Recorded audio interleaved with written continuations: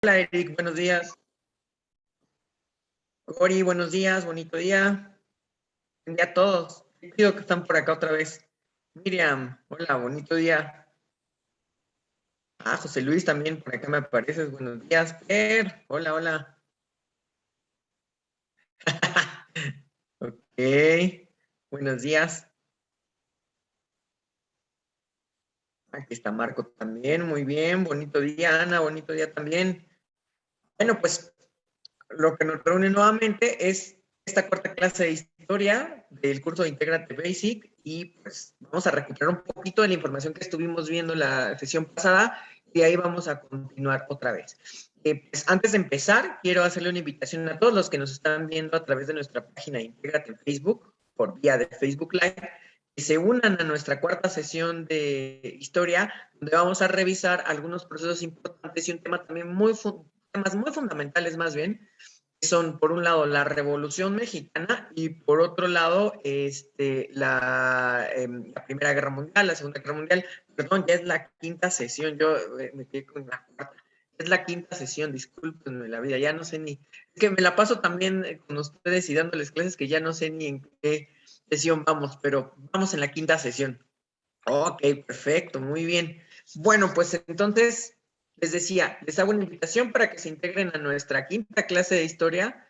En la descripción del video justamente está la liga para que ustedes puedan ingresar a nuestra sesión y entonces acá podamos, como siempre, aprender muchísimo, pasárnosla súper bien aprendiendo, pero sobre todo dándole la información pertinente y necesaria para el examen. No más, no menos, no más rollo, no menos rollo, solo lo que necesitamos para poder acreditar esos exámenes y poder ser aspirantes seleccionados. Ok, entonces vamos a comenzar con la sesión del día de hoy y bueno, habíamos de recordar un poquito la información que observamos sobre el porfiriato. Solo vamos a decir bueno, recuerden que el porfiriato es un régimen de 31 años y más, así viene en el examen especificado. Algunos historiadores dicen 31, otros dicen 32. No nos vamos a meter en esos problemas. Para el examen vamos a poner 31 años y más, en el que se controló la democracia. La democracia estuvo muy controlada por Porfirio Díaz, quien ponía y quitaba a sus candidatos, y que, bueno, él tenía esta frase que decía, los candidatos son más o menos amigos míos, o sea, prácticamente había un control de la democracia. Él elegía quién llegaba, quién no llegaba a otros cargos de representación popular, y por supuesto lo hacía a través de un sistema dictatorial donde la represión fue el principal instrumento. Entonces, estas características son las que siempre nos preguntan en cualquier examen de ingreso. ¿Cuánto duró el porfiriato? ¿Cómo se definía? Es decir, como una dictadura. ¿Cómo logró controlar el poder? Bueno, pues a través de la represión, y sobre todo hay que recordar que es un sistema centralizado donde todas las decisiones partieron ni más ni menos que de lo que él quería. Por eso decíamos que prácticamente pues, va a ser como un dictador, ¿no? Ok, las características que analizamos la clase pasada es que, sin embargo, la sociedad era una sociedad muy desigual. Era una sociedad donde los ricos tenían todo el poder y todos los privilegios, y los pobres, era la gente que vivía en condiciones más brutales. Por supuesto, los ricos son un porcentaje muy chiquito de la sociedad mexicana. Familias muy poderosas y muy ricas, le vienen un montón de extranjeros, porque acuérdense que la característica más importante de Porfiriato es que hay una política de puertas abiertas hacia los extranjeros, y la clase política, que como habíamos visto en la sesión pasada, estaba dividida en dos bandos. La primera etapa del Porfiriato eran militares, la clase política, y entonces estos se decían llamar los tuxtepecanos, mientras que conforme van pasando los años, se van muriendo estos tuxtepecanos, y Porfirio Díaz les decía yo, como Chabelo va subiendo de niveles y va ganando a todos en la carrera de la vida, va renovando esta clase política, y entonces entra una nueva generación, pues ya ni tan jóvenes, porque oscilan entre los 40 50 años, y a estos se hacen llamar los positivistas, o también se les dice los científicos, porque como recordaremos, utilizan el pensamiento, la ideología de la corriente del positivismo para traer los métodos de análisis científico al gobierno. Y entonces justamente, pues, por eso se les conoce así como los científicos. también van a envejecer junto con Porfirio Díaz, y es curioso que Porfirio Díaz se ve más sano, más joven, casi que los propios científicos cuando ya gobernaban con él, ¿no? Entonces, ahí está. Esta es la característica principal del sistema social.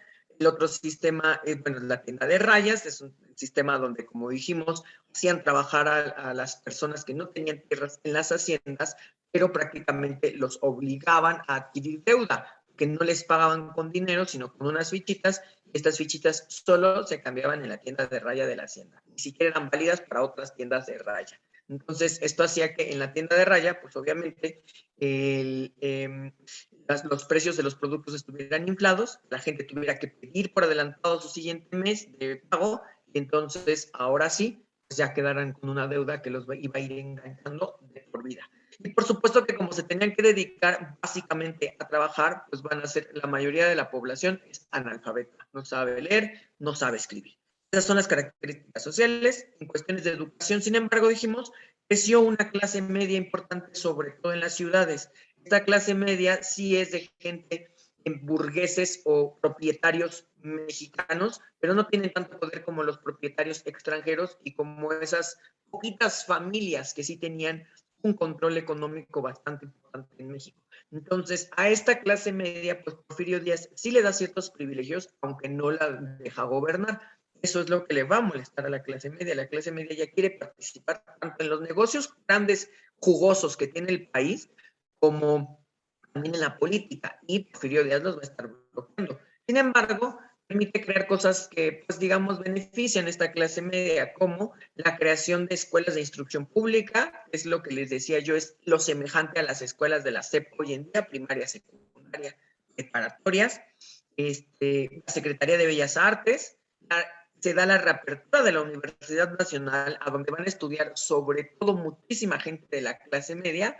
Y finalmente, por último, vamos a tener que, pues a finales del régimen, casi ya así, entrando ya casi la Revolución Mexicana por las puertas grandes del país, se celebran las fiestas del centenario, dan la casa por la ventana, y Porfirio Díaz quiere demostrar que México es un país poderoso, que ha crecido económicamente, invitan a todo el mundo, hacen un montón de fiestas, inauguran por aquí, inauguran por allá, un montón de monumentos, un montón de, pues, hacen un montón de programas culturales para esa fiesta. Entonces acuérdense nada más que las fiestas del centenario se van a celebrar durante el Porfiriato. Y luego vamos a tener la parte de la cultura. En la cultura vamos a tener que pues, hay una tremenda inspiración en Francia.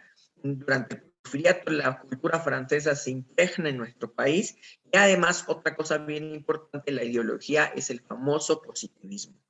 Lo que más nos preguntan en el examen es por las cuestiones económicas, y ahí en las cuestiones justamente económicas lo que vamos a ver es que pues, hay una política de puertas abiertas hacia los burgueses extranjeros. Hay una política de industrialización donde se hacen fábricas por todo el país. Se trae el capitalismo a México, llega el capitalismo a México y ahora sí se consagra. Si ustedes se acuerdan, este sistema político se intentó imponer desde la época de Juan Álvarez, 1854. Los conservadores se pusieron muy al tiro durante un tiempo, pero después va a ir ganando el proyecto liberal, y pues esta va a ser la intención de otros presidentes como Montfort, que lo habíamos visto anteriormente en la sesión pasada, como el propio Benito Juárez, como Lerdo de Tejada. Finalmente, quien es como el heredero, el que recoge toda esta tradición política y económica y ahora sí la lleva a cabo, finalmente es Porfirio Díaz. O sea que no era único y detergente. Él ya trae toda una tradición política de otros que han intentado poner el capitalismo y el liberalismo en México, pero no lo habían logrado.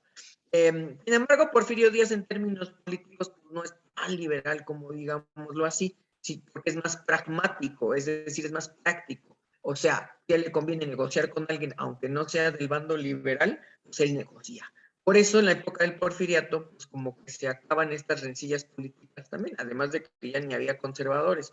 Pero los poquitos grupos que quedaban allí, pues como les tiró el hueso Porfirio Díaz, les daba privilegios, pues entonces ya ni le reclamaban nada, ¿no? Era como de, Simón, pues nos va a dar este huesito, pues entonces ya ni decimos nada porque nos conviene comer de ese huesito, ¿vale? Ok, otra cosa muy importante, pues es el crecimiento económico. Acuérdense que es el periodo de la historia del país donde el país ha crecido sin precedentes. No ha habido antes ni un después del crecimiento económico, aunque decíamos la clase pasada, el costo social fue muy alto porque lo que pasó es que se tuvo que explotar a la gente, se les tuvo que quitar las tierras justamente para poder entregárselas a los extranjeros. ¿Dónde invertían más los extranjeros? Dijimos la clase pasada, pues en el ferrocarril, en la electricidad, en el petróleo, en la minería. Crearon muchas haciendas.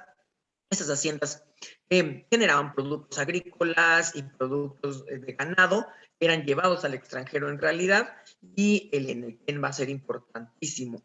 El enequén también es conocido como el oro verde, y es el otro producto, digamos, natural, que se convierte en un producto económico que apoya el crecimiento del país. Entonces, el país está, pero sí creciendo al full, ¿no? Está así turbo creciendo, y entonces, pues les va bien y todo, pero la gente del pueblo es la que está resintiendo estas condiciones. Lo vemos a través, por ejemplo, de este punto 6, que solo le preguntan mucho a área 3 de la UNAM y a los que van a hacer el examen de CCH para la UAM, ¿qué onda con las compañías deslindadoras? ¿Qué son las compañías deslindadoras? Las compañías deslindadoras son compañías que se hacen en el gobierno para arrancarle a las comunidades indígenas sus tierras. Se llamaron compañías deslindadoras de terrenos baldíos. La intención es checar según qué comunidades tenían tierras nuevamente que según no ocupaban, y entonces como estaban baldías, es decir, así sin ser ocupadas, el gobierno las confiscaba y luego las vendía a los extranjeros. Entonces, obviamente de ahí se ampararon muchos políticos, muchos hacendados para arrancarle tierras a campesinos, porque decían, no, mira, decían al gobierno, esa comunidad de allá no ocupa esta tierra, y nosotros sí las, entonces que le caigan con la tierra. Y pues, a veces lo que hacían los hacendados es esto típico y clásico que nosotros recordamos de la Revolución Mexicana, ¿no?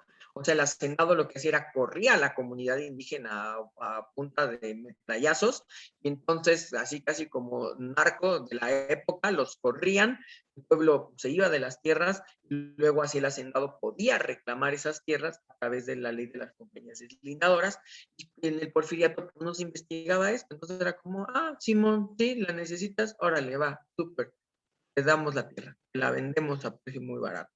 Y entonces, pues lo que van a generar es una explotación en gran parte de los sectores de la población, una, una molestia en parte de la clase media que quiere jugar al juego de hacer ferrocarriles, de entrarle a la electricidad, de entrarle al petróleo, a la minería, y que no los va a dejar Porfirio porque pues, lo que quiere es que eso esté en manos de los extranjeros. Por otro lado, a la gente del pueblo, pues también los campesinos sobre todo van a ser los más asolados, los van a traer a pan y agua, ¿sí? En el sistema de las tiendas de rayas, los campesinos que se quedan sin tierras tienen que ir a trabajar a las haciendas y en estos sistemas se ven explotados. Otros muchos pues se ven despojados de sus tierras. En las fábricas, que ya empieza a haber fábricas, porque empieza a haber industria y capitalismo, rápidamente también se organizan movimientos obreros, porque en este país la explotación está perrísima, tan perra que muerde, ¿no? La explotación del porfiriato.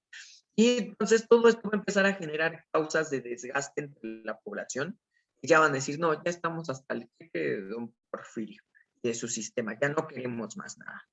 Y eso es lo que nos da la antesala hacia la Revolución Mexicana, que es el siguiente tema que tenemos que ver. Pero teníamos que recuperar esta información para poder entender pues, de dónde vienen los diferentes movimientos que se articulan durante la Revolución Mexicana. Pero hasta aquí cuéntenme, ¿vamos bien? ¿Todo cool? ¿Todo tío? ¿Todo bien? ¿Todo nice? Muy bien. Ok, los estoy leyendo acá en el chat. Perfecto, muy bien. Ok, ok, todo cool. Perfecto. Vale, pues vamos a avanzar entonces. Bueno, una de las causas más importantes de estos movimientos es que también en 1807 hay una crisis económica. Esta pregunta solo la hacen para la UAM.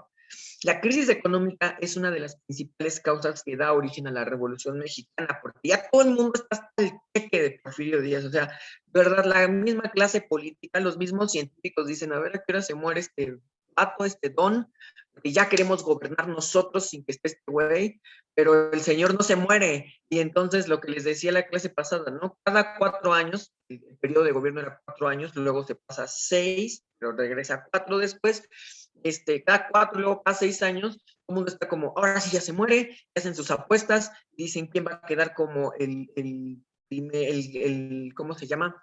El vicepresidente, perdón, es el vicepresidente, pues sería la función del presidente, es, digamos, interino, o es decir, el suplente, si se muere el presidente, si ya no puede gobernar el presidente, y entonces todo el mundo se anda peleando así para ver quién pone al vicepresidente.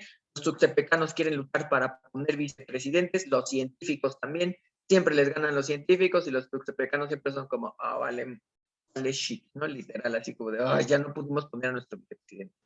Pero bueno, todo el mundo apuesta desde los 90 que ya se va a morir Porfirio Díaz, y Porfirio Díaz, pues literal es pinta dedito, porque es como de, aquí yo sigo, me voy a seguir mandando y no me van a poder quitar. Entonces, entre la clase política también ya todo el mundo es como, a ver a qué hora se muere este man. Los Estados Unidos también ya son como de a ver a qué hora se muere este man, porque los Estados Unidos lo que quieren es sacar los extranjeros británicos y franceses de México, que tienen inversiones en México y que se ven respaldados por Porfirio Díaz. La gente de la clase media también ya es como, ay, a ver a qué hora se muere, porque ya queremos participar en la vida política, pero Porfirio nomás no se muere. La gente del pueblo aún así ya está muy a disgusto con el sistema, pero pues como siempre hay cierta borregadita que dice como, no, no, somos fieles al presidente, ¿no?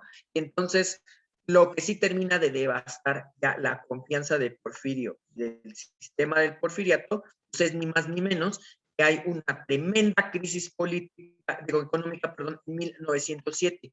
Y entonces aquí todo el mundo ya se cuestiona, ¿qué show con esta crisis política? Porque, perdón, económica, yo digo con la crisis política, la crisis económica, perdón, porque lo único por lo cual seguían tolerando a Porfirio y al porfiriato es porque relativamente a la clase política y a la clase media le estaba yendo bien económicamente, entonces era como, bueno, pues sí, pues que aguanten los más pobres, porque clase media y clase alta estamos viviendo bien. Entonces eso era como el único paro que tenía Porfirio. Pero en 1907 viene una crisis mundial muy fuerte, también le pega muy feo a México, y entonces justo es cuando ya todo el mundo empieza a decir, pues es que ya no tiene caso, ya ni siquiera está haciendo crecer la economía este man, entonces ya mejor que se vote, porque nos ha explotado mucho y todos nos aguantábamos porque estábamos con una buena economía, pero ya ni buena economía tenemos, pues no, mejor ya que le llegue. Y entonces justo a partir de 1907 además empieza a haber muchas tensiones, porque obviamente, ¿quiénes van a resentir más la economía? Pues los más pobres, pero además los más pobres están siendo muy, muy explotados. Entonces la situación aquí es que explotados y ya ni siquiera ganando ahí más o menos bien, sino viendo cómo con la crisis su dinero se les va al caño, pues entonces empiezan a haber movimientos muy importantes. Estos movimientos muy importantes ustedes los recordarán a lo mejor un poquito, porque son conocidos como los antecedentes de la revolución del movimiento. Estos antecedentes son como la antesala, donde igual en 2 ocasiones obreros se agarran a fregadazos primero con los dueños de, bueno, un taller textil y una minera, y luego el gobierno entra a defender al taller textil y a la minera, que pues eran extranjeros, y entonces la situación es que la gente se organiza y se pone en contra del ejército, se agarran a golpes, termina esto en una represión brutal, y son los antecedentes de la Revolución Mexicana, porque justamente sientan las bases en el que la población le está diciendo a Porfirio, ya estamos cansados, hasta con nuestra vida nos vamos a enfrentar a tu sistema. ¿Se acuerdan cuáles son esas dos? Las preguntan mucho en el examen también. Son los antecedentes de la Revolución Mexicana. No sé, a ver, escríbanme por el chat. ¿Cuáles creen que sean esos dos movimientos? Mientras me escriben, nuevamente les quiero hacer una invitación a todos los que nos están viendo a través de la página de Intégrate vía Facebook Live para que se integren a nuestra quinta clase de historia, donde estamos revisando la Revolución Mexicana, y vamos a revisar otros dos temas muy importantes también, que son la Primera y la Segunda Guerra Mundial. Entonces, intégrense a nuestra clase del día de hoy.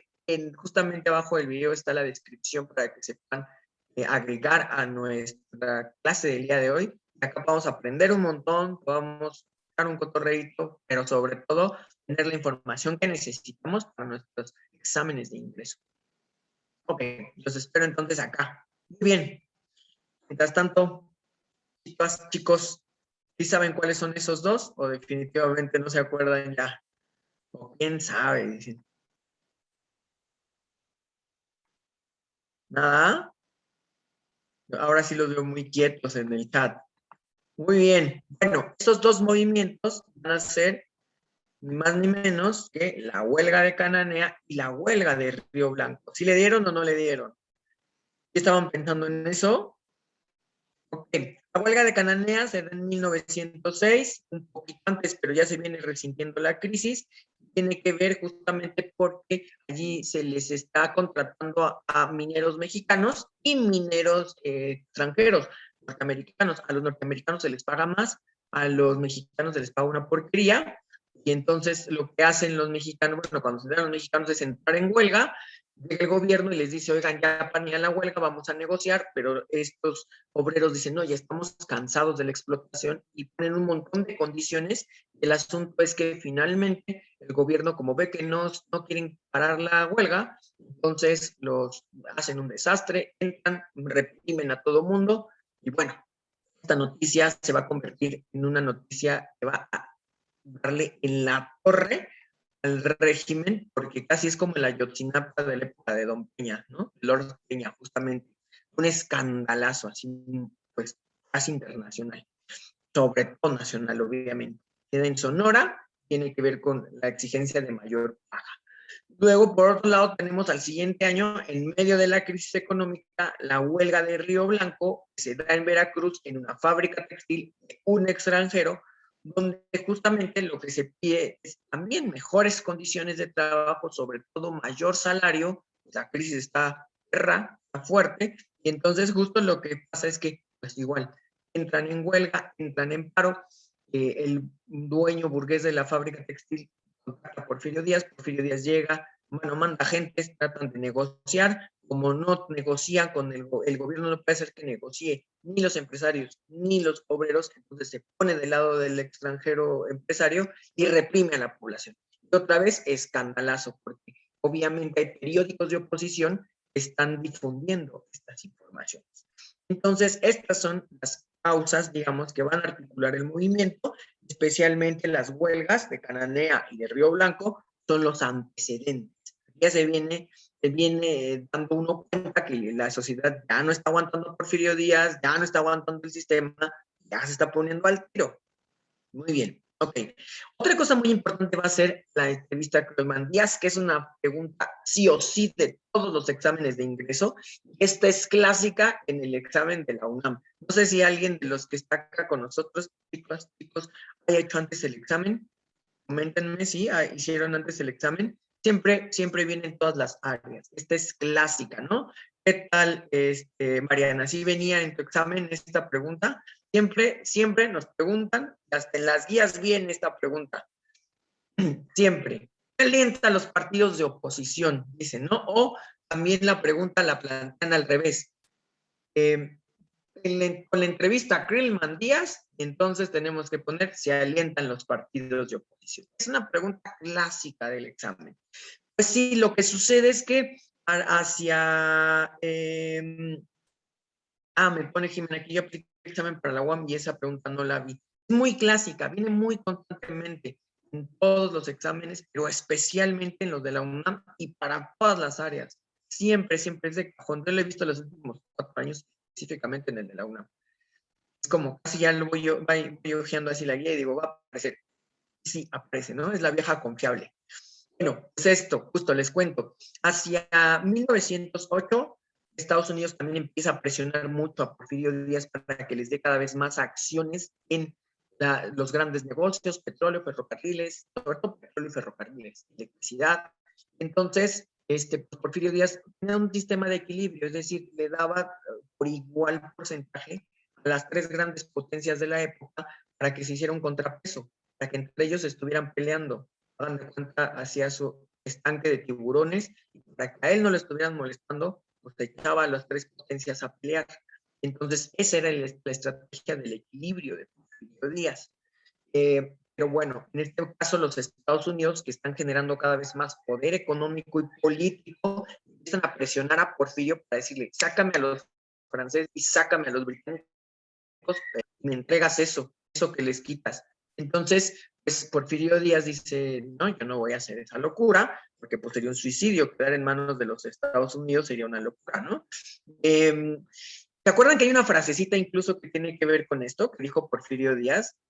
Es una frase como súper emblemática, ¿no? Pobre México, tan lejos de Dios y tan cerca de los Estados Unidos. Justamente tiene que ver, lo dijo en este contexto, tiene que ver con esto. Entonces dice Porfirio Díaz, ¿qué hago? Porque pues estos ya me están poniendo la soga al cuello, me están amenazando. Entonces decide realizar una entrevista, ofrecerle la entrevista a un periodista norteamericano, y este es el señor llamado James Krillman. Entonces, hacen justo esa entrevista llamada la entrevista Krillman-Díaz, donde Porfirio Díaz le dice a Krillman, yo ya me voy a ir en 1910, yo ya no me voy a reelegir, ya estoy bien viejito, ya estoy muy cansado, la verdad es que ya me quiero ir a descansar a mi rancho, ya me quiero ir a Oaxaquita, mi Oaxaca de mis amores, ya me cansé. Y entonces en esa entrevista, pues Krillman le va preguntando varias cosas, él va diciendo otras cosas. La intención de la entrevista ni siquiera era que se leyera en México, era que la leyeran en los Estados Unidos, para que el presidente de los Estados Unidos que gobernaba en este momento, pues dijera como, pues ya se va, no vamos a hacerle un golpe militar, no vamos a invadir México, no tiene caso, es gastar mucho varo, ya se va en 2 años, entonces lo que hacemos es, lo vamos a dejar ya que es sus últimos 2 añitos, en cuanto llegue un nuevo presidente, a ese sí lo vamos a chantajear y lo vamos a estar amenazando hasta que nos entregue todo lo que queremos. Entonces, pues así tranquiliza a los Estados Unidos. Lo que no esperaba Porfirio Díaz es que esto bajara como boomerang, porque allá en Estados Unidos sale la noticia, pero pues viaja para México la noticia, alguien la trae, quién sabe quién, alguien la traduce, quién sabe quién, y ¡pum! En cuanto la traducen y empieza a circular acá en México, se hace una euforia tremenda, porque en esa entrevista él dijo que ya en 1910 no iba a participar, que se iba a retirar, pero que además iba a apoyar la formación de partidos de oposición para poder, pues, digamos, ver quién es el mejor candidato, el que más le conviene a México, y que incluso él mismo le iba a ir a levantar la mano, ¿no? A ese candidato. Entonces, pues, sobre todo entre la clase media se hace la euforia, así se enferman de poder los de la clase media y son como de, yo quiero, yo quiero, yo quiero, y entonces empiezan a hacer un montón de clubes políticos, así se organizan, y de pronto tenemos un montón de clubes políticos que son como semipartidos políticos, pero bueno, peor que ahorita, que hasta tenemos el Partido de los Cristianos. Perdón, pero es que, ¿qué es eso del Partido de los Cristianos? Así, ¿no? O sea, hubo un montón de partidos de todo tipo, así, de toda naturaleza, y pues, van a reventar, o sea, se hacen un montón. Por eso decimos que alienta a los partidos de oposición, que es una de las causas más importantes, porque esto es lo que les da ánimo a la gente de México, decir, Porfirio dice que sí se va, que siempre dice va y que va a apoyar a los partidos de oposición, pues yo me apunto, yo quiero ser candidato. Y así tenemos un montón de partidos de oposición. Así es, Gerardo. Gerardo me pone, le infiltraron. Seguramente se infiltraron la noticia. Es muy probable que la oposición a Díaz lo haya hecho, pues se hizo un escándalo. Bueno, se hizo el relajo tremendo, ¿no? Y al final, pues sí se va, justamente, Zaira, así se terminará yendo, pero pues no porque él quiera, ¿no? Porque sí va a dar su batallita para poder no, digámoslo así, como quedarse acá un rato todavía más. Bueno, pues obviamente viene la reelección de 1910. Lo que va a pasar es que en medio de esta situación aparecen algunos partidos de oposición, uno en Coahuila, que va a ser muy popular, va a empezar a crecer, cada vez más. Entonces, pues ese partido es el partido de los hermanos Madero. El candidato es un señor llamado Francisco, pero la mente maestra, así es como son cerebro, ¿no? Pinky es Madero, pero cerebro es el hermano que se llama Gustavo. Entonces, entre los dos empiezan a articular un partido de oposición que se empieza a hacer muy popular entre la gente. Algo que les quería comentar es que es bien interesante ver cómo también la huelga de Cananea y la huelga de Río Blanco va a estar apoyado por dos personajes bien importantes, los hermanos Flores Magón, quienes eran abogados y periodistas, tenían dos periódicos bien importantes, uno que se llama El Hijo del Aguizote y el otro que se llama Regeneración. Justo estos dos periódicos son los que se encargan de publicar y publicar y publicar todas esas noticias que al régimen no le convienen. Hagan de cuenta, eran la Carmen Aristegui de la época, ¿no? Casi, casi así. O sea, se ponían a revisar las noticias incómodas del gobierno y pues ahí a informar a la gente del pueblo lo que está pasando. Por supuesto que la huelga de Cananea y de Río Blanco está apoyada por los hermanos Flores Magón, pero también todo este movimiento antirreeleccionista va a estar muy apoyado por los hermanos Flores Magón, quienes empiezan a escribir a favor de Madero también en sus periódicos. Acuérdense de los hermanos Flores Magón porque son dos piezas claves también del periodismo de oposición y pues, se van a unir con Madero y entonces lo apoyan y esto es lo que hace que Madero se empiece a ser un sujeto popular de Coahuila para México, ¿no? Todo México, literal, lo van a empezar a conocer, se arman estos movimientos antireeleccionistas y de pronto lo que empieza a pasar a partir de 1909, perdón, sobre todo, es que los clubes políticos que se formaron empiezan a declinar a sus candidatos a favor de Madero. Entonces la estrategia de Madero es el voto útil, ¿no? Es decir, se va por casi todo el norte del país, llega hasta Puebla, incluso un poquito baja y luego vuelve a subir, donde básicamente lo que está haciendo es convencer a los otros partidos que se formaron de que voten por él. El voto útil es voten por mí, porque si cada quien vota por su candidato, no le vamos a ganar a Porfirio Díaz. Más vale que todos unamos fuerzas y entonces todos voten por mí y así lo sacamos del poder. ¿Quién es Madero? Es un empresario, es ganadero, es de la clase media, es mexicano. Sí tiene dinero, sí es burgués, pero es mexicano. Tiene esta clase media. Entonces, justamente, pues, lo que va a pasar es que hacia 1909, Madero ya es súper popular, Porfirio Díaz teme que Madero pueda tumbarlo del poder, y entonces empieza una rencilla fuerte entre estos dos personajes. El movimiento de Madero, el movimiento antirreeleccionista, lo conoceremos como el maderismo. Como les digo, había muchos antirreeleccionismos, pero el tío, el que va a pegar, el que sí va a funcionar, a bajar, es ni más ni menos que el maderismo, ¿vale?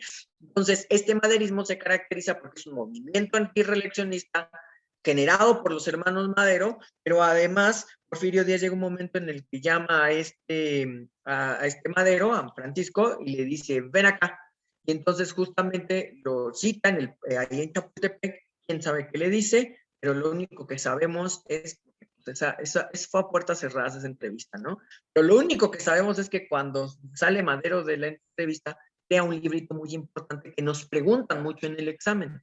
Su libro se llama La sucesión presidencial de 1910, donde hace toda una reflexión de por qué tendrían que votar por él, pero nunca ofende a Porfirio Díaz. Muy inteligentemente le barbea a Porfirio, pero entre barbeada y barbeada, posiblemente sus pedraditas, así como, usted ya es un señor muy mayor y muy adulto, usted ya debería irse a descansar, ya le dio a la patria lo que tenía que darle, siéntase orgulloso, pero mira, agarre sus cositas y váyase a descansar, y ya no lo queremos aquí, ya, usted ya es reliquia de la nación, entonces ya váyase a descansar, por favor, ¿no? Casi, casi.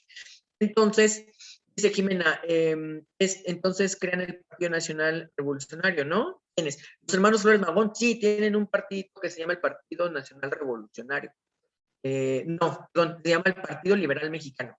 El Partido Nacional Revolucionario es otra cosa, eso van a ser mucho después, porque el Partido Nacional Revolucionario es el PNR. Sí resulta de aquí, de todo este movimiento, pero no lo van a formar ellos, ni los Flores Magón, ni Madero, ni ninguno de ellos. Ok, dice Alberto Navarro, no entendí bien quién. Pues los hermanos Flores Magón, no, perdón, les leo toda la pregunta. Dice, dice Alberto, no entendí bien qué hicieron los hermanos Flores Magón. Perfecto. Los hermanos Flores Magón lo que hicieron eran periodistas. Entonces, a través de sus periódicos, van a empezar a promover las ideas de Madero. Le van siguiendo el paso a Madero, van hablando de Madero en los medios, tienen dos periódicos ellos, y a través de estos dos periódicos, digamos, le dan cobertura a Madero. Y a todos los movimientos sociales que se habían resultado pues, de la confrontación con el gobierno. Entonces, digamos que a grandes rasgos, los hermanos Flores Magón son periodistas de oposición. Así tenemos que recordarlo. Hacen periodismo de oposición. ¿Qué significa esto? Un periodismo que critica al régimen, que cuestiona al presidente Porfirio Díaz y que obviamente lo que están buscando es querer tumbarlo. ¿Por qué los pongo relacionados con la huelga de Cananea y la huelga de Río Blanco? Porque ellos les dieron cobertura a estas huelgas. Y es más, conforme se han ido investigando más cosas, resulta que detrás de la organización de las huelgas de Cananea y de la huelga de Río Blanco, también estuvieron los hermanos Flores Magón. O sea, ellos fueron los que estuvieron haciendo la invitación y reuniendo a la gente y todo eso. ¿Ok? No nos vamos pasito por pasito entonces. Por un lado, esos son los hermanos Flores Magón. Me regreso ahora sí con Madero.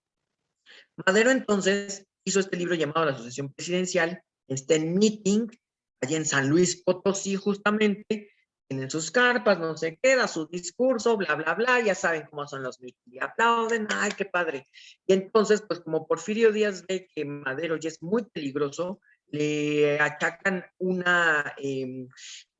lo acusan de estar tratando de incitar al desorden, a la desobediencia, y entonces lo llegan, pues así llegan los militares, perdón, la policía y pues, accionó así literal, a todo mundo lo agarran, les meten sus 3 golpes, avientan sillas por aquí, sillas por allá, y así, ¿no? Hagan de cuenta como el meeting ¿se acuerdan de ese meeting que hubo en Coyoacán donde los del PRD llegaron a un meeting de Morena y aventaron sillas? Pues casi, casi así, ¿no? Sí, o sea, llegaron los policías, aventaron sillas, tiraron a 2, 3 personas, agarran a Madero, le meten sus cates y lo meten a la prisión.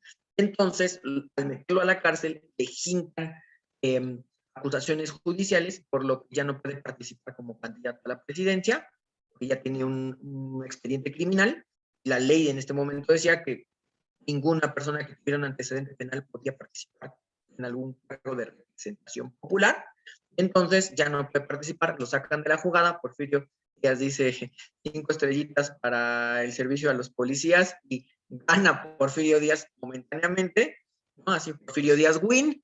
Y entonces lo que hace Madero es escribir en la cárcel, ahora sí como nos dice Ángel, justamente un plan, porque Madero se da cuenta de que no van a poder ganar si no es a través de una revolución. Lo hicieron tranquilos y pacíficamente y les fueron a partir la carota.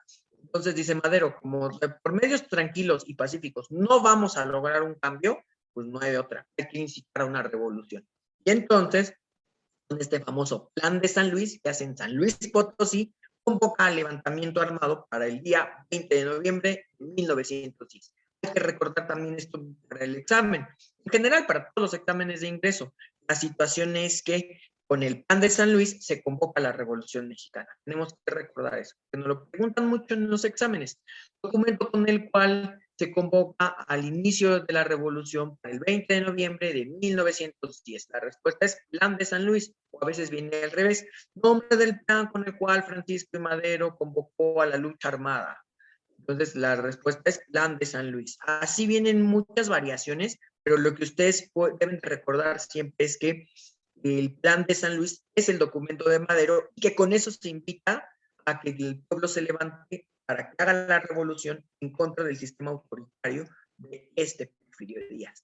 Entonces, aquí está, Plan de San Luis.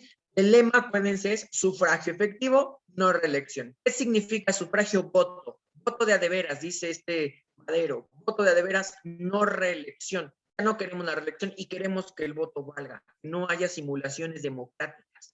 Por supuesto, convoca el levantamiento para el 20 de noviembre de 1910. Por supuesto que el plan se lleva a los periódicos y de ahí los periódicos lo van a difundir hasta el cansancio. Y entonces, por supuesto también que muchos de los partidos antirreeleccionistas estaban con Madero, indignadísimos de lo que pasó con Madero, empiezan a organizarse para levantarse. Y la situación aquí es que finalmente Díaz se reelige con apoyo de los positivistas o los científicos, y lo que va a ocurrir es que ganan las elecciones. Madero está en la cárcel, se escapará unos días después para Estados Unidos, se va para Texas, y entonces ahí se queda en Texas un ratote, no puede entrar al país. Porfirio Díaz gana las elecciones, ya tenemos presidente para el 2010-2014, ¿no? Así todo ese tiempo va a gobernar con Porfirio. Entonces, pues sí, ante el llamado del 20 de noviembre, en algunos lugares se arman, y el 20 de noviembre de 1910, los hermanos Flores Magón, justamente así dan el 20 de noviembre a la 1 de la mañana, casi, los hermanos Flores Magón se levantan en armas en Puebla. Son considerados los hermanos Cerdán, discúlpenme, son considerados los mártires del movimiento revolucionario, los primeritos en levantarse. Aquiles y Carmen Cerdán y toda su familia y un grupo de amigos estuvieron reclutando armas en las azoteas de sus casas, y entonces el 20 de noviembre salen de sus casas y bueno, invitan a la población a que se levanten en contra de Porfirio Díaz, y empiezan a gritar este par de manes que tienen armas, que tienen pólvora, que se levanten en contra del régimen. Pero pues en Puebla la gente es como muy apática, entonces los miraron así como, y medio fresas, ¿no? Entonces los poblanos fueron como, oye, con estos güeyes están loquísimos, ¿no? Era como, qué gato que salgan a las ventanas de sus casas a gritar y que tienen armas, qué pedo con estos güeyes, ¿no? Y entonces, por desgracia, es muy poquita gente la que lo sigue. Y pues obviamente están gritoneando que tienen armas, que se levanten en contra del régimen, pues se los truenan. El gobernador de Puebla manda a las policías, manda al ejército, obviamente ordenado por don Porfis detrás de, y pues se los escabechan. A Carmen la van a meter a la prisión, aquí les lo matan y así, ¡pum! ¿Sí? ¿Vamos bien? ¿Cómo vamos?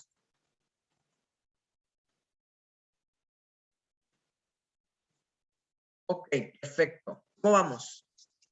Todo bien, ok. Este tema es un poquito largo, tiene un montón de variantes, por eso estamos así como de, si les pregunto, ¿vamos bien? Vamos para ver qué onda, cómo va, cómo se siente. Muy bien, pues ya, entonces nada más tenemos que recordar eso para el examen, 20 de noviembre, sufragio efectivo, no reelección, plan de San Luis, Madero. ¿Quiénes son los precursores y mártires de la revolución? Los hermanos Cerdán.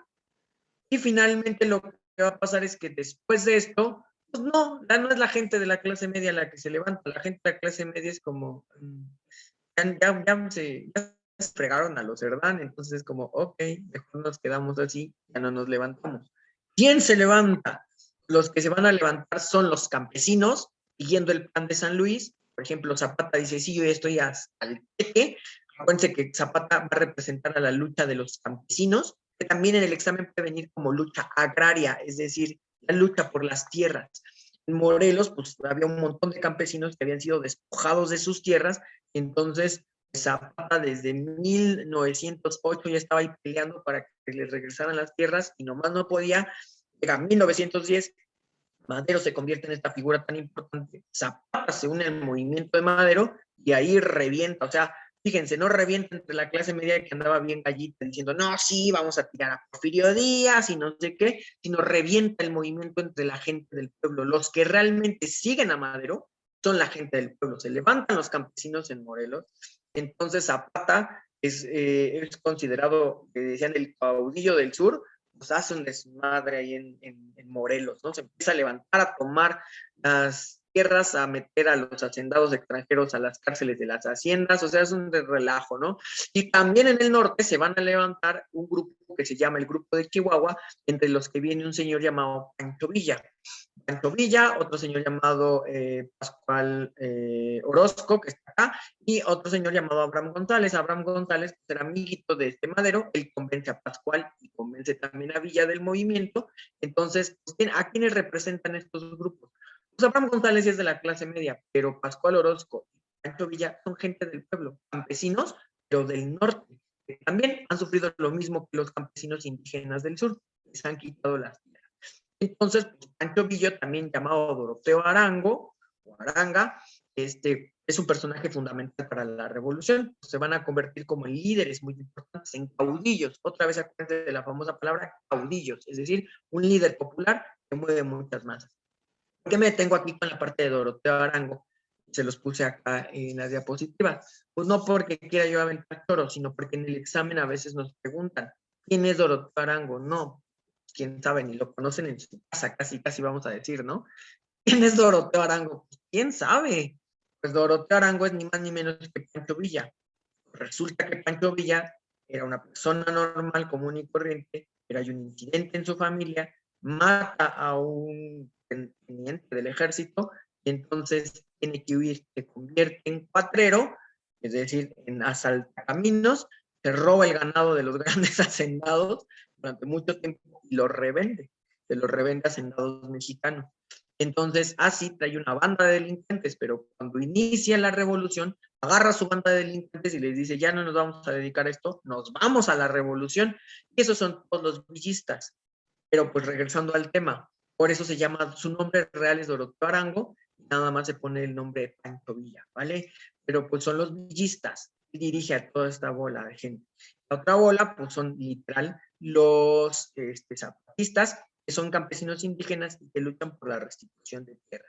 Y ahí, unos en Chihuahua y otros en Morelos, pues empiezan a asolar al gobierno de Díaz, que no se va a dar abasto.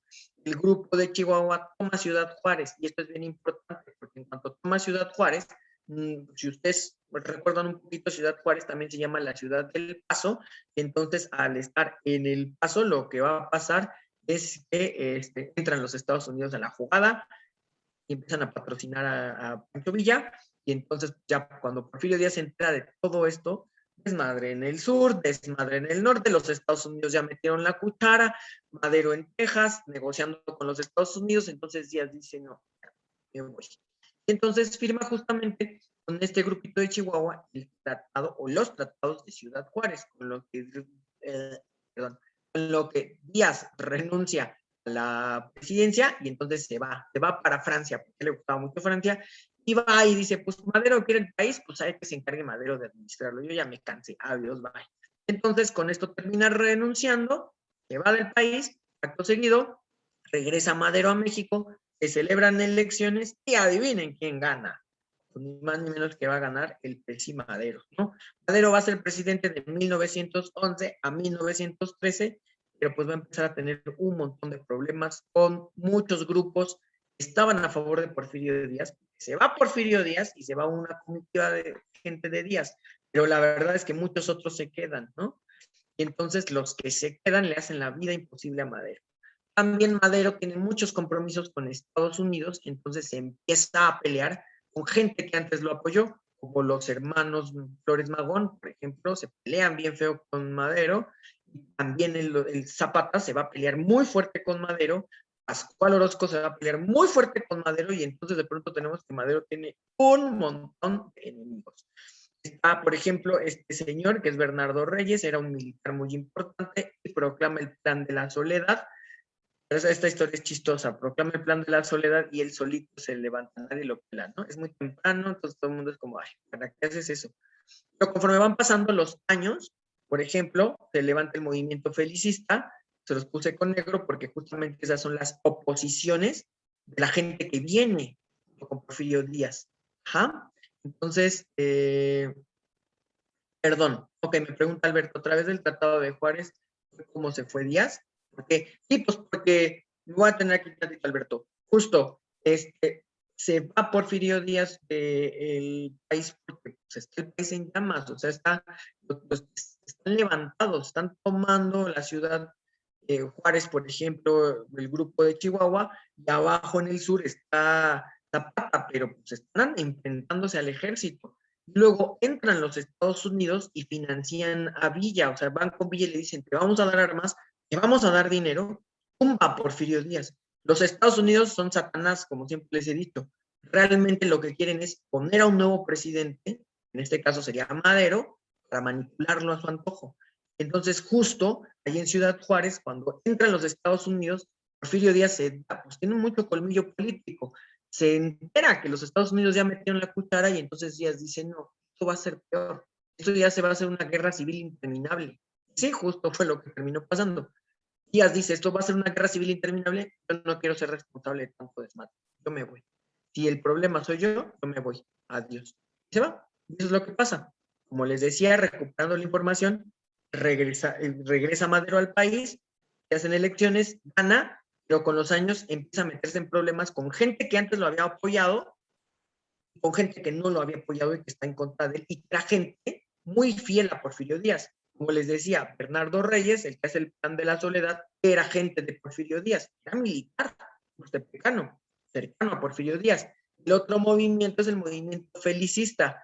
El movimiento felicista es del sobrino de Porfirio Díaz, que se llamaba Félix Díaz. Entonces, vean, es gente del ejército muy cercana a Porfirio Díaz que le quieren meter la pata a este Madero. Los positivistas o científicos medio toleraron a Madero, pero estaban buscando el momento de clavarle el colmillo y también mandarlo a la fregada y tomar ellos el control. Porque como se va Díaz, todo el mundo empieza a competir para ver en los grupos de poder, los políticos empiezan a competir entre ellos para ver quién se va a quedar en el poder. Y como llega Madero, con el respaldo del pueblo, tampoco lo quieren, ¿no? Porque tanto científicos o positivistas como militares tutepecanos creían que ellos debían de ser los herederos de Porfirio Díaz. No este sujeto, quién sabe de dónde salió, que trae ahí el respaldo de todo el pueblo. ¿Qué es eso, no? Decían ellos. Entonces, justo lo que va a pasar es que, pues, como él trae un compromiso, Madero trae un compromiso con Estados Unidos, pues también se va a pelear con Zapata, con Pascual Orozco, que hace el plan de la empacadora, y el plan de la empacadora se levanta contra Madero porque, digamos, apoya a los Estados Unidos, les entrega ahora casi todo a los Estados Unidos. Y la otra cosa es que ahora sí, Zapata crea su propio plan, llamado el Plan de Ayala, en el cual exige a Madero que regrese las tierras a los campesinos, o si no, te van a levantar en armas. Entonces, justamente lo que vamos a ver es cómo se van a enfrentar a Madero. Hay que recordar el plan de la empacadora para el examen y hay que recordar el plan de Ayala. El plan de Ayala es de Zapata, perdón, lo que quiere Zapata es la restitución de las tierras. El plan de la empacadora, sobre todo, se levanta contra Madero porque está entregándole el país a los Estados Unidos. ¿Cómo vamos hasta aquí? ¿Vamos bien? Entonces, ya tenemos 3 planes a recordar: el plan de San Luis, el plan de Ayala, el plan de la empacadora. ¿Cómo vamos? ¿Bien? ¿Sí? ¿Todo bien? Ok, muy bien. Perfecto. Ok, súper, muy bien. Todo bien. Perfecto. Voy a avanzar una diapositiva más y como ven, si nos vamos a descansar unos 10 minutitos para relajarnos. Es que este tema es muy largo, entonces tiene muchas etapas, pero hasta ahorita la información que hemos recuperado es importante. Acuérdense, entrevista a Cruzman Díaz, la huelga de Cananea y de Río Blanco como antecedentes, los hermanos Cerdán como precursores y los 3 planes: el plan de San Luis, el plan de Ayala, el plan de la empacadora. ¿Para qué va? Ok, muy bien. Entonces avanzaré. Pues finalmente lo que va a pasar es que los grupos porfirianos van a unirse para darle un golpe de estado a Madero. Quieren sacar del poder. Pregunta Fer, duda, entonces Pascual Orozco quería que Madero no le entregara el país a los Estados Unidos. Sí, Pascual Orozco lo que decía es: estamos haciendo una revolución para sacar a todos los extranjeros del país, y este man que viene de la revolución, que lo apoyamos, que dijimos, este es el gallo, este es el mero bueno, este va a entregarle los recursos al país, le termina entregando a los Estados Unidos todo. Entonces, pues tampoco se trataba de eso, había que sacar a todos los extranjeros. Por eso Pascual Orozco está muy enojado con Madero y le levanta ese plan, porque le dice: ¿qué hiciste, bruto? Entregaste el poder económico a los Estados Unidos. Si lo que queríamos es que el poder económico cayera en manos de todos, de los mexicanos, que las tierras y los recursos fueran de los mexicanos y para los mexicanos, no para los extranjeros. ¿Por qué quería entregárselos? Pues porque finalmente Alberto, pues los Estados Unidos respaldaron su movimiento, necesitaba aliados para sacar a Porfirio Díaz, y esa es la situación. Además, en este momento en el que Estados Unidos está creciendo tanto económicamente y políticamente, tiene la capacidad de chantajear al gobierno que se le dé la gana para imponerse, darle los recursos. Eso es lo que pasa. En este momento, Estados Unidos empieza a ser el monstruo que es hoy en día, que devora todo lo que tiene a los lados, chantajea y hasta amenaza con invadir el territorio. Entonces, esa es la situación de Madero. Madero no le puede decir que no a los Estados Unidos, porque no se van a enojar y le van a hacer un desmadre, igual que se lo hicieron a Porfirio Díaz. O sea, la fórmula funcionó. ¿Han visto que esto hace Estados Unidos, o saben más o menos que esto es lo que hace Estados Unidos en otros países, no? Llega, negocia y les dice a los gobiernos: dame tus recursos.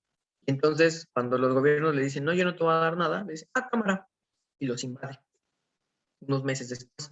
Pues esta formulita la aprendió aquí en México durante la Revolución Mexicana. ¿Ven? Eso, entonces Madero lo sabe también perfectamente. Por eso negocia con los Estados Unidos.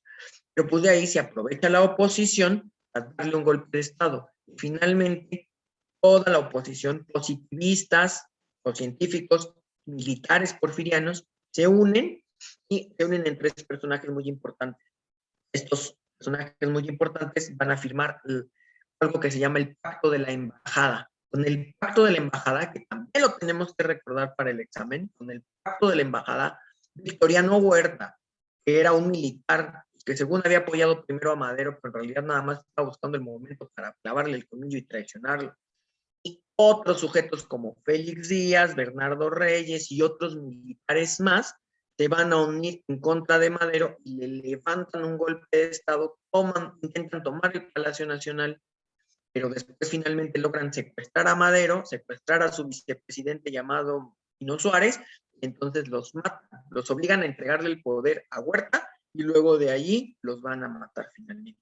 Entonces, así se produce la decena trágica. ¿Por qué se llama la decena trágica? Porque durante 10 días tuvieron preso secuestrado a este Madero hasta saber qué diablos hacían con él.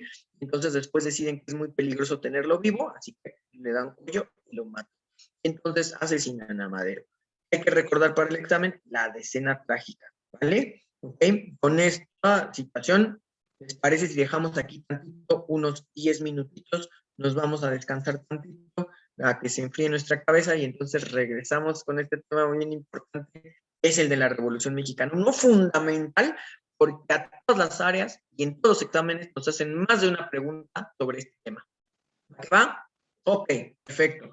Muy bien, entonces los veo en 10 minutitos. Son las 10:08, los veo aquí 10:18. ¿A qué va? Para continuar con este tema. Ok, los veo en un ratito.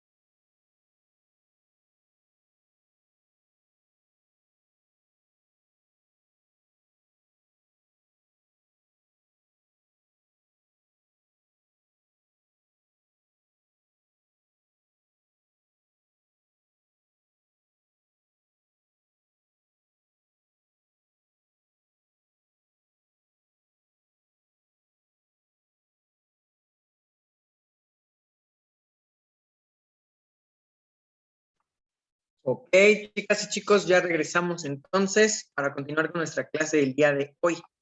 Voy a leer algunas de las preguntas que me dejaron acá en el chat debido a que nos fuéramos a descantar.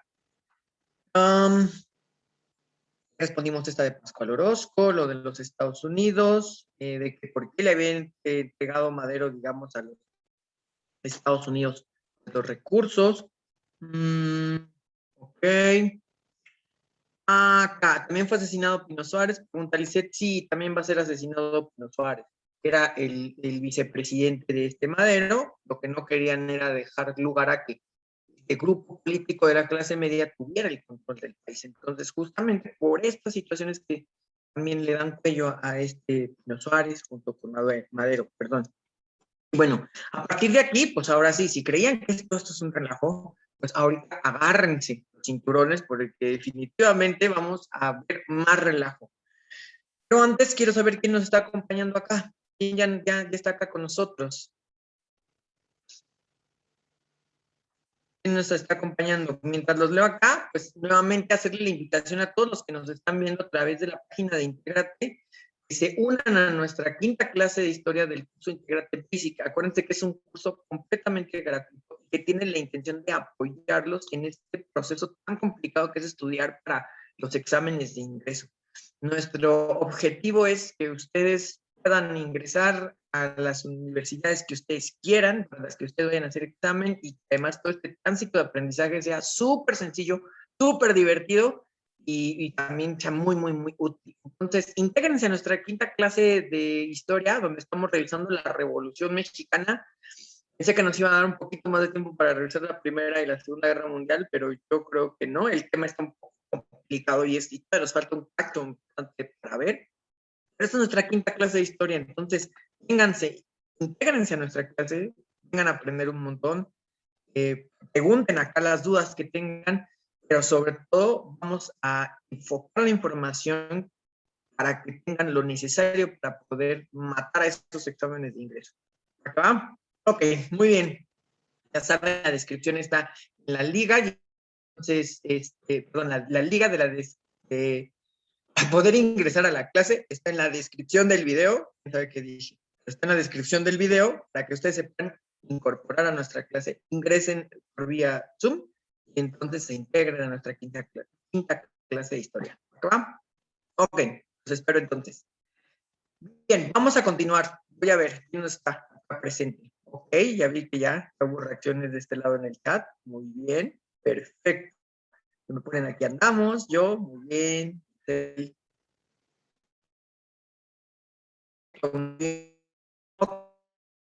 Vale, pues vamos a continuar entonces.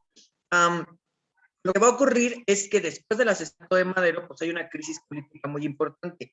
Este general llamado Victoriano Huerta, que había pactado con los Estados Unidos, también con la embajada de los Estados Unidos, con los dólares, crean un pacto llamado el Pacto de la Embajada. Casi no nos han preguntado por el Pacto de la Embajada en la UNAM, pero en la UNAM sí.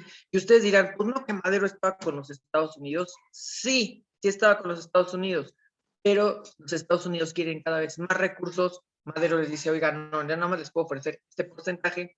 De pronto le sube el impuesto al petróleo y esto enoja mucho a los norteamericanos y entonces empiezan a conspirar una vez más, pero para quitar al siguiente presidente. ¿Ven?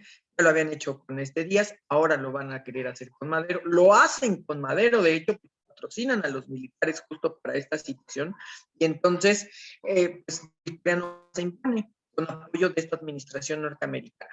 Y entonces, a los meses, inmediatamente, hay reacciones en contra de esto. Por ejemplo, se va a levantar en Coahuila, justamente en la tierra que era de Madero, el gobernador del estado llamado Venustiano Carranza. Este don Venustiano Carranza, entonces, lo que hace es ponerse en contra del pacto de la embajada, en contra de la dictadura de Huerta, y dice, hay que darle respeto a la Constitución. Esto es un atropello a la Constitución. Ya mataron a Madero y estuvo bastante mal, pero encima están tomando el control del país por sus calzones y esto sí definitivamente no puede ser aceptado, dicen ellos. Entonces, lo que dice Venustiano Carranza es, debe haber elecciones otra vez para elegir a un nuevo presidente. No, este sujeto no puede venir a imponerse como lo que es, como un maldito dictador. Y entonces, por organiza todo un movimiento para sacar a Huerta del poder y hacer nuevas elecciones, con un plan llamado el Plan de Guadalupe, otro plan que tenemos que súper apuntar y recordar para el examen, porque siempre nos preguntan por el Plan de Guadalupe. ¿Qué dice el Plan de Guadalupe? Respeto a la Constitución, señores, no se la pueden pasar como si fuera papel de baño, es lo que dice Venustiano Carranza, y como Huerta anda a decirle, ¿tú quién eres, no? Yo ni te fumo. Se enoja Venustiano Carranza y entonces forma un ejército llamado el Ejército Constitucionalista. Ojo, todo lo que tenga que ver con la Constitución, con el constitucionalismo y toda esta palabrita que nos lleve a pensar en la Constitución es igual a Venustiano Carranza. Su ejército se llama el Ejército Constitucionalista y él se va a hacer llamar como el líder del constitucionalismo. ¿Qué propone el constitucionalismo? Propone el respeto a la Constitución. Es decir, hacer elecciones. Así se debe de elegir al nuevo presidente, dice.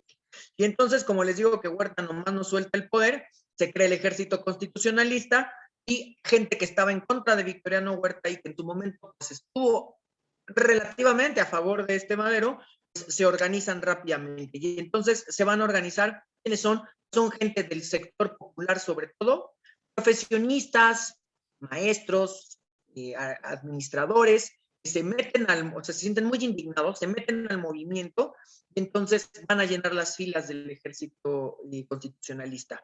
Por otro lado, tenemos un montón de campesinos otra vez, un montón de indígenas también que se van a unir con los diferentes caudillos que van a ir apareciendo y algunos otros militares, pero de muy bajo rango, de muy bajo nivel, que en la revolución, con este movimiento, van a haber la oportunidad de convertirse también en caudillos. Entonces vamos a ver que se desata el surgimiento de un montón de caudillos, porque vamos a tener a Pablo González en la División del Noreste, a Pancho Villa en la famosa División del Norte y a Álvaro Obregón, pues, se encargó de dirigir la División del Noreste. Todos estos llegaron justo con Madero al poder, en diferentes niveles. Bueno, Villa no, pero Pablo González sí, era militar, y por otro lado Obregón era presidente municipal, pero pues organiza una guardia militar cuando pasa lo del asesinato de Madero, entonces todos se organizan alrededor de Venustiano Carranza. Carranza es considerado el jefe del ejército constitucionalista, así le van a decir a don. Te los digo porque puede venir en el examen como ¿quién era el jefe del ejército constitucionalista? O ¿quién es el líder del movimiento constitucionalista? O a veces también viene como ¿quién es el caudillo del movimiento constitucionalista? Estas tres variantes, de todas maneras, se van a resolver con el nombrecito, ¿eh? A ver, pónganlo acá en el chat. ¿Quién es el jefe del ejército constitucionalista? ¿O quién es el líder del movimiento constitucionalista? ¿O quién es el caudillo del movimiento constitucionalista? Hasta me trabé porque pues así vienen las tres preguntas, ¿no? Pero la respuesta, ¿cuál es? Pónganme aquí en el chat. Carranza, exactamente, muy bien. Estoy leyendo que me están poniendo Carranza, Carranza, Carranza, exacto. El líder del ejército constitucionalista es ni más ni menos que Carranza. Abajo hay otros mini caudillos que, sin embargo, conforme van a empezar las batallas contra el ejército federal dirigido por Victoriano, pues estos también se van a empezar a convertir en personas bien populares y van a empezar a jalar mucha banda y también se van a empezar a convertir en caudillotes tonchos y pesados. Y entonces, pues esa es la situación. También se les une Zapata, que es otro caudillo, pero súper popular, ¿no? Él está con la gente del pueblo, con los campesinos de Morelos, con otros campesinos de otras partes de México que se le empiezan a unir también. Entonces, se convierte en un caudillo. Pero este es más popular, ¿no? Zapata, el Plan de Ayala, le borra el nombre, bueno, más bien ya tiene el Plan de Ayala, le borra el nombre de Madero, le pone el nombre Victoriano Huerta y lo vuelve a aventar. Así, ¡pum! Y otra vez, el Plan de Ayala lo que quiere es la restitución de las tierras para los campesinos. Así ya tenemos ahí otro nuevo plan. El Plan de Ayala ya lo habíamos visto, importante recordarlo para el examen. Ahora tenemos el Plan de Guadalupe, importante también recordarlo para el examen. Entonces, así, pues, además, los Estados Unidos, ustedes dicen, ¿qué onda? A ver, ¿cómo, profe Ale? ¿Qué pasó allí? No que los Estados Unidos estaban con Madero, luego traicionan a Madero y se van con Huerta. Luego, ¿qué onda? Ya están del otro lado. Pues sí, termina la administración en turno, el presidente que se encontraba gobernando desde la época de Porfirio Díaz, con Madero, que organiza este pacto de la embajada a través de su embajador Henry Lane Wilson. Es quien pacta el apoyo de Estados Unidos a Victoriano Huerta. Pero cambia la administración política en Estados Unidos y entra un nuevo presidente que no está de acuerdo con Victoriano Huerta y tampoco estuvo de acuerdo con que Estados Unidos se haya metido en el proceso revolucionario. Hagan de cuenta que pasó como Trump y Biden, ¿no? Más o menos para que ustedes tengan una idea. El que apoyó el movimiento revolucionario y metió las narices en México va a ser, digámoslo, Trump. El nuevo presidente es más como Biden, ¿no? Una cosa así, o sea, como que contradice completamente al anterior. Algo así pasó. El anterior presidente se llamaba Taft. No se los había querido decir, pero bueno, para que lo entendamos, ¿no? Porque no quería confundirlos. Pues. El presidente anterior se llamaba Taft. El que organizó el golpe contra Díaz y contra Madero es Taft. El nuevo presidente de Estados Unidos se llama Woodrow Wilson. Este sujeto es bien importante porque lo vamos a ver en dos momentos, en dos temas, en este y en la Primera Guerra Mundial. Este presidente Wilson llega a los Estados Unidos, les digo, es muy demócrata, muy democrático, pues, entonces lo que hace es inmediatamente retirarle el apoyo a Huerta, entonces acercarse a Venustiano Carranza. Cuando Venustiano Carranza se mueve hacia Veracruz para tratar pues, de estar en la guerra y entonces él se va hacia Veracruz para que ahí sea su cuartel, digamos, militar. Entonces baja nuevamente un barco de Estados Unidos y empieza a negociar con este Venustiano Carranza. Esto se hace en una conferencia llamada la Conferencia del Niágara. En las cataratas del Niágara, allí en Canadá, está este señor Woodrow Wilson, entonces allí declara que no van a apoyar a Victoriano Huerta, y al todo lo contrario, le exige la renuncia. Dice a Huerta, renuncia o si no nosotros nos vamos a meter. Entonces, como Huerta dice, no, yo no voy a renunciar, se mete a Estados Unidos, se encuentra con este Venustiano Carranza en Veracruz, ahí se alían, llaman su alianza, y finalmente lo que va a pasar es que bajan barcos norteamericanos por todo el Golfo, incluido Veracruz, y entonces empiezan a tomar el control del territorio. Justamente eso es lo que va a pasar. Entonces, con la conferencia del Niágara, Wilson desconoce a Huerta, pero la posición que tienen los Estados Unidos es de bloquear todo el Golfo para presionar a Huerta y que se vaya de patitas a la calle. ¿Quién defiende a Huerta? El Ejército Federal en su totalidad. Justamente el Ejército Federal va a encontrarse tratando de contener todo este movimiento revolucionario y buscando que Huerta se quede. Pero finalmente van a ser vencidos. Y aquí aparece otro tratado que tenemos que recordar. Ay, es que este tema es de muchos tratados, ¿no? Ese otro tratado que tenemos que recordar es el Tratado de Teoloyucan. En el 14 finalmente son vencidos, es vencido el bando de Huerta, es vencido el ejército federal, casi todos los militares habían sido puestos por Porfirio Díaz, y entonces muchos igual van a ser metidos a la prisión, después de esto van a ser algunos fusilados, van a perder la guerra y la vida, y finalmente otros también pues, van a ser dados de baja de ese ejército. Con esto se desmantela finalmente el ejército de Porfirio Díaz, que venía desde la época de Porfirio. Entonces, lo que hace Venustiano Carranza es crear un nuevo ejército, el ejército revolucionario, o sea, el ejército constitucionalista. ¿Qué dice el Tratado de Teoloyucan? Con el Tratado de Teoloyucan se rinden todos los militares, todos los grandes generales del Ejército Federal, y se le entrega el poder del ejército a Venustiano Carranza. Huerta, entonces, después de la firma del Tratado de Teoloyucan, ya no resiste, se termina yendo de patitas para otro lugar, y se va para Estados Unidos casualmente.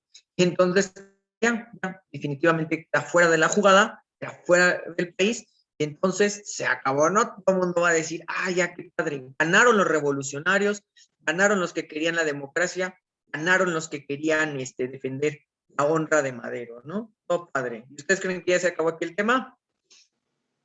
Hemos aprendido de las chicos, los que nos están viendo a través de Facebook Live. Hemos aprendido que a los mexicanos no nos gusta estar en paz, y entonces se armó el siguiente desastre.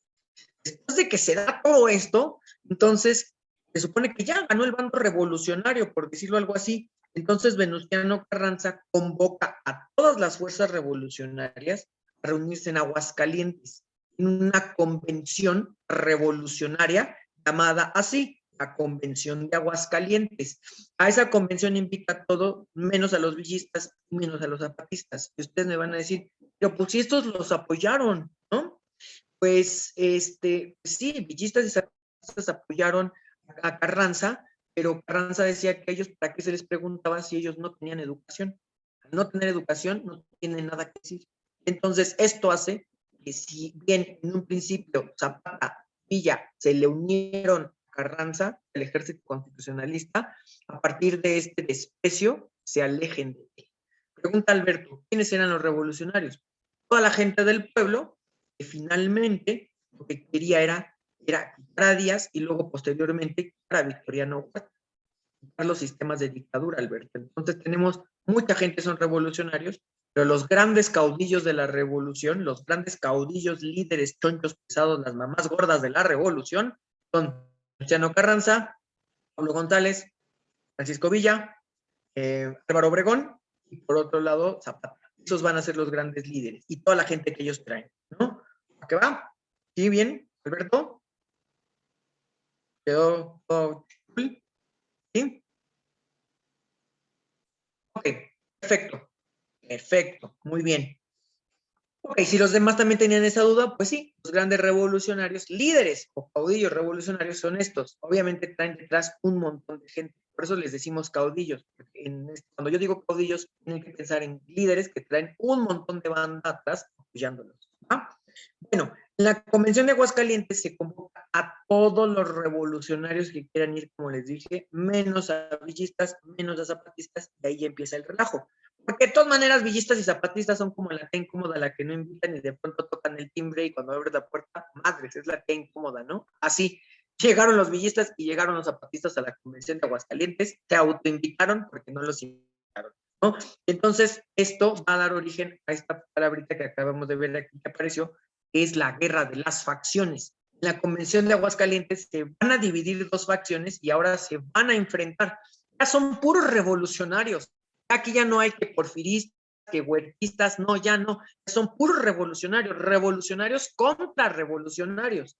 La reunión fue de gobernadores y líderes revolucionarios para reorganizar al país. Porque acuérdense que la propuesta de Venustiano Carranza es la de hacer unas nuevas elecciones. Y entonces, pues ya se acabó la guerra, se firmó el Tratado de Teoloyucan, ya se pueden dar elecciones, pero ahora hay que organizarlas. Entonces, lo que quiere Venustiano Carranza es ni más ni menos que ser el electo candidato y casi presidente del país. Y entonces hay otro grupito de la Convención de Aguascalientes que dice no, porque esto es otra vez bien peligroso. Ya hemos tenido gente que es líder del ejército, que es un caudillote muy poderoso y que nada más por su poder se impone. Y eso es lo que quiere hacer Venustiano Carranza esta vez. Entonces, ese grupito que dice no, se hacen llamar los convencionistas. Lo que quieren los convencionistas es que haya otro candidato completamente independiente a Venustiano Carranza para que Venustiano Carranza no meta las narices. Pero del otro lado, los constitucionalistas van a defender a Venustiano Carranza. Del lado de los convencionistas, ya apareció aquí, tenemos a Villa, a Zapata, por supuesto, y a este señor que va a ser nombrado el presidente del convencionismo, Eulalio Gutiérrez, es decir, es el candidatazo de los convencionistas. Mientras que el candidatazo de los constitucionalistas, pues es más ni menos que Venustiano Carranza. Por otro lado, se le va a unir Álvaro Obregón, apoya a Carranza, también se le va a unir Pablo González, que ya vimos, o sea, se parte el movimiento constitucionalista, y obviamente los Estados Unidos esta vez van a estar apoyando a don Venustiano Carranza. Otra vez los Estados Unidos metiendo la cucharota, como bien. Entonces, así se va a dar finalmente el conflicto. Se agarran el chongo y entonces resulta que la convención termina mal porque según se iban a organizar y terminan más que enfrentados. Se dividen dos bandos, se empiezan a atacar, empiezan a tirar cohete y machete, literal. Entonces, Carranza que se regresa para la Ciudad de México porque dice, yo fui el que le ganó a Huerta, entonces yo voy a tomar el poder en lo que se arregle esta situación. Se regresa para la Ciudad de México, lo alcanzan Villa y Zapata, y cuando Carranza se entera que ahí vienen los villistas y los zapatistas con el turbopoder, lo que hace es salirse otra vez para Veracruz, porque pues, ahí siguen los Estados Unidos, y se siente protegido Carranza, ¿no? Entonces, lo que pasa es que villistas y zapatistas toman la Ciudad de México. Entonces, después de unos meses de semanas de estar en la Ciudad de México, imponen a Eulalio Gutiérrez, esta foto bien emblemática, porque ahí ven que Villa se siente en la silla presidencial y está bien contento y dice, ya ganamos, jijiji, jajaja, ajá, a las semanas va a ir perdiendo el movimiento convencionista y entonces los constitucionalistas van imponiéndose, lo que hace que finalmente regrese Venustiano Carranza a la ciudad y como viene con más poder, con más apoyo, lo que hacen villistas y zapatistas es irse de la ciudad. Esto se llamó la Guerra de las Facciones. Acuérdense entonces que en la Guerra de las Facciones, que es una pregunta muy común en todos los exámenes, otra vez, la Guerra de las Facciones tenemos enfrentados a convencionistas y a constitucionalistas. ¿Va? Estas son las dos facciones. ¿Ok? ¿Aquí vamos bien? ¿Cómo van? ¿Cómo se sienten? Yo sé que esto está dando muchas vueltas y es como, a ver, y Madero, o sea, ¿qué onda? Ni Madero se imaginó que iba a haber tanto desmadre, ¿no? ¿Sí o no? Ok, muy bien, ¿todo bien? Muy bien. Sí, es que esto es un relajote, ¿no? O sea, esto que creo que bien dice Kate, sí, este tema es como complicado, siempre como damos muchas vueltas, es como, ya me mareé, profe, ¿no? Pero bueno, así rápido, en unos 5 minutos les resumo lo que estaba pasando. ¿De dónde venimos? De sacar a Porfirio Díaz, el movimiento antireeleccionista, de que Madero llega a la presidencia, de que tumban a Madero, de que Huerta tumba a Madero y se impone, de que Venustiano Carranza crea el movimiento constitucionalista con el Plan de Guadalupe, que tumban a Huerta con el Tratado de Teoloyucan, luego de que Venustiano Carranza, de ser el presidente, convoca a la convención de le ganó a Huerta, todo el mundo va a decir, sí, cámara, que es el presidente. Pero no, una facción de la convención dice, no, no, no, no vas a ser el presidente y se están agarrando del chongo. Esa es toda la historia que hemos estado viendo ahorita en estos momentos. Los sevillistas y zapatistas toman la Ciudad de México, pero después regresa Venustiano Carranza y entonces, ahora sí, sobre todo, bueno, Zapata se va para Morelos, Villa, súper enojado, se va para el norte y como ya sabe que los Estados Unidos han estado allí presionando, busca romper la alianza entre Carranza y Estados Unidos. ¿Cómo? Pues haciéndole un desmadre a los Estados Unidos para obligar, digamos, a que haya una enemistad, a que Wilson, el presidente de los Estados Unidos, se enoje con Carranza y le exija que entregue la cabeza de Villa. Pero Villa es súper inteligente, lo que hace es que, ¿se acuerdan que les dije que era bandolero? Vaya, hace un desmadre a un poblado que se llama Columbus, entonces al atravesar allá hacia la frontera, hace un desmadre, ataca el poblado de Columbus, se regresa para la sierra, se mete en la sierra, se va a vivir a las cuevas, y sí, a partir del 15 ya nadie sabe nada de los villistas, como el Osama Bin Laden, todo el mundo lo anda buscando, pero nadie sabe dónde está, y si está vivo, si ya se murió. A partir del 15, Villa sabe que ya, ahí fue todo lo que pudo hacer. Pero al menos hizo que se rompiera la relación entre Wilson y Venustiano Carranza. A partir del 15, Wilson está muy enojado porque Carranza no le entrega la cabeza de Villa a los Estados Unidos y entonces lo presionan, se enojan y se molestan. Hay tensiones y hay conflictos. O sea, le bajan los lentes negros a Villa porque exactamente se salió con la suya. Hay que recordar para el examen cómo se llama el ataque que hace Villa en Columbus, ¿no? Justamente, más bien, la pregunta es, discúlpeme, la pregunta es, ¿cuál es el resultado del ataque que Villa realiza en Columbus, o a veces dice solo, en una población de los Estados Unidos? Y a esto se le llamó la expedición punitiva. ¿Qué hacen los Estados Unidos? Como Carranza no garantiza nada y no les entrega la cabeza de Villa, lo que hacen es obligar a Carranza a dejar pasar un ejército norteamericano y que el ejército norteamericano sea el que busque a Villa. Eso se le llamó la expedición punitiva, justamente, o sea, expedición para castigar a este man. Hasta acá les puse un documento de la época, fíjense, una fuente de la época. Es una propaganda que están buscando a Villa, ¿no? Y que están ofreciendo $5,000 de la época para quien dé información. Ok, dice Fer, entonces en la guerra de las facciones se enfrentan los constitucionalistas versus los convencionistas. Sí, así es, Fer, se enfrentan estos dos bandos. Y obviamente la cabeza o el caudillo de los constitucionalistas es Venustiano Carranza, la cabeza o líder de los convencionistas es Eulalio Gutiérrez, este señor de bigotito que se ve acá junto a Villa y a Zapata, pero la situación es que pues Villa y Zapata apoyan a los convencionistas, mientras que Álvaro Obregón, Pablo González, que ese casi no nos lo preguntan, pero bueno, Álvaro Obregón y Carranza mismo, pues están del lado de los constitucionalistas y se van a agarrar a golpes. El resultado de toda esta historia es, obviamente, expedición punitiva. A partir de ahí ya no volvemos a saber nada de Villa, y entonces viene una siguiente etapa. Esa siguiente etapa se llama el Congreso Constituyente. Pues lo que va a pasar básicamente es que gana Carranza, pero no hay elecciones. Entonces Carranza nada más queda como jefe político, así se le conoció. Es como el encargado del gobierno sin ser presidente, básicamente. Entonces, lo que hace Carranza, lo que quiere Carranza es que él lo nombre presidente. Entonces, lo que hace Carranza es convocar nuevamente a una reunión, pero esta vez para hacer una nueva constitución. Porque ellos dicen, la constitución pasada era la del 57, es muy liberal, pero es la que produjo todos estos desmadres, porque trajo el capitalismo, trajo la industrialización, marginó a la sociedad mexicana a favor de los extranjeros. Entonces, definitivamente, el problema no era el porfiriato, ni Juárez, ni todos los que hicieron esa constitución. El problema es que esa constitución es liberal y capitalista, no piensa en las necesidades de la gente.